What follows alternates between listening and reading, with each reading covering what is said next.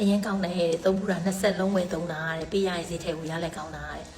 တကယ်ပါနော်သုံးဘူးတဲ့သူတွေမှသိတာပါနော်တချို့အမျိုးသမီးတွေဆိုလို့ရှိရင်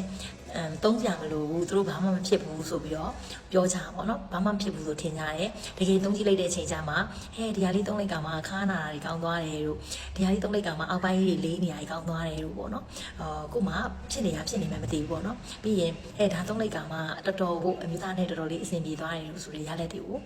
ရကြတာပေါ့နော်။ဆောင်ကလေးမွေးထားတဲ့မေတိုင်းကပေါ့နော်။သုံးသင့်တဲ့ပစ္စည်းပါလို့ဥပမာရိုးမျက်နှာကို skin care ရင်လည်းရတယ် skin care ရင်လည်းဘာမှမဖြစ်ဘူးပေါ့နော်။ဒါပေမဲ့အခုလောလောဆယ်မှာဘာမှမဖြစ်ပေမဲ့ရေရှည်မှာနောက်10နှစ်ဆိုတဲ့အချိန်မှာသူများနဲ့ရှင်မတူတော့ဘူးပေါ့နော်။အဲ့လိုမျိုးပါပဲရိုးရိုးရဲ့ဒီကိုယ့်ရဲ့မိမဖုန်းလေးကိုတေချာ skin တေချာလေး care ပေးခြင်းအပြင်ပေါ့နော်။ကလေးမွေးထားတဲ့မိတွေဆိုလို့ရှိရင်တစ်လကို3ဘူးနှစ်လကို6ဘူးရှူချိုလေးကိုတေချာသုံးပေးခြင်းအပြင်